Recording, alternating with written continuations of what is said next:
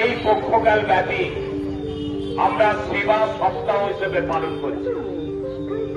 সেই সেবা সপ্তাহের পালনের কর্মসূচি আজকে গরিব মা বোনেরা, সমস্ত দুস্থ মা বোনেরা তাদেরকে এই শারদীয়ার যে পূজা আসছে তাতে আমরা তাদের হাতে সামান্য একটু উপহার তুলে দিতে পারি। সেই উপলক্ষে আমাদের আজকের এই কার্যক্রম, এই কার্যক্রমে উপস্থিত আছেন আমাদের রাজ্যের সম্মান সামাজিক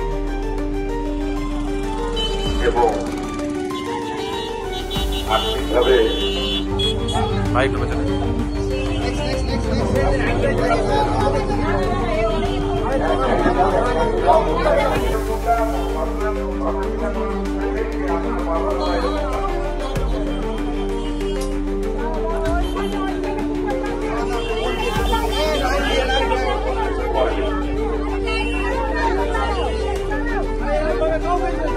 আপনারা বলুন, আপনারা একটুখানি বলুন, একটু বলুন, অ্যাটেন্ড করে দেবেন।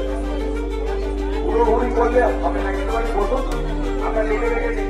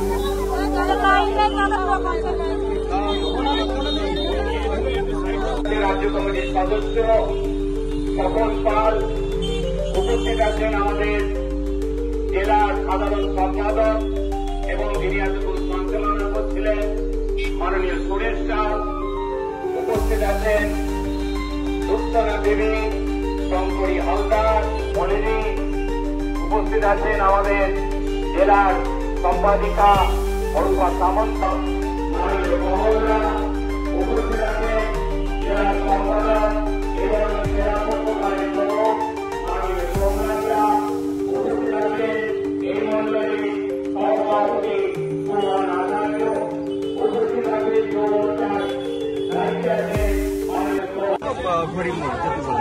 আজকে ঘড়ির মোড়ে আমাদের মাননীয় জেলা সভাপতি শ্রী গৌতম চ্যাটার্জি মহাশয়ের উদ্যোগে আজকে আমরা এখানে আমাদের যে সেবা পক্ষকাল চলছে, নরেন্দ্র মোদীজির জন্মদিন 17 সেপ্টেম্বর থেকে পণ্ডিত দীনদয়াল উপাধ্যায়জির জন্মদিন 25 সেপ্টেম্বর পর্যন্ত সারা দেশেই সেবা পক্ষকাল পালন করা হয়। সেই উপলক্ষেই আজকে ঘড়ির মোড়ে কিছু মানুষ যাদের মুখে যদি সামান্য একটু হাসি ফোটানো যায়, সেই উদ্যোগ আমাদের মাননীয় গৌতমরা নিয়েছিলেন। সেই উপলক্ষে আমরা আজকে কিছু মানুষের মুখে হাসি ফোটানো কিছু বস্ত্র দান কার্যক্রম করা হয়েছিল। ওখানে সবাই এসছে, কার্যকর্তারা এসছে, সবাই আনন্দে আছে, হাসি খুশি আছে। আরেকটা পরবর্তীকালে কি একেবারে শারদ উৎসবকে সামনে রেখে আরো কিছু পদক্ষেপ নিতে চলেছেন? অনেক অনেক কার্যক্রম আছে। কালকে 3টে জায়গাতে ব্লাড ডোনেশন আছে, বিভিন্ন জায়গায় স্বাস্থ্য শিবির আছে, ফল বিতরণ চলছে বিভিন্ন হাসপাতালে। পুরো সপ্তাহ ধরেই আমাদের সেবামূলক কাজ চলছে। সেই উপলক্ষে এখানেও কার্যক্রম হয়েছে, বাকি কার্যক্রম চলতে থাকে। দীপাঞ্জনদা, একটা কথা এমএলএ একটা বক্তব্য তুলেছে যে চাকরি গেছে যে 26,000 সেটা কিন্তু বিজেপি আর সিপিএম এর জন্য গেছে, এটা কি বলবেন আজকে দিনে দাঁড়িয়ে?